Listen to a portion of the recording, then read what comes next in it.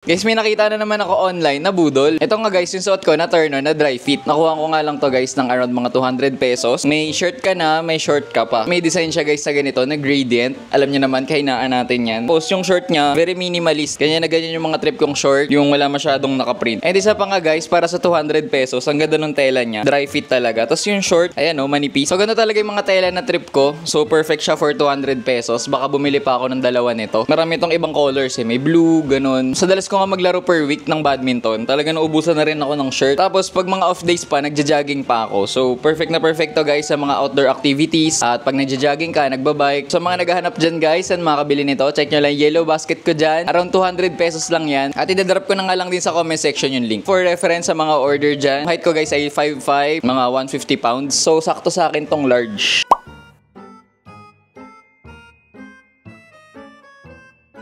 Tapos natin yung 5-kilometer run, around 30 minutes. Okay naman to shirt na to, very breathable. Okay siya pantakbo guys, approve.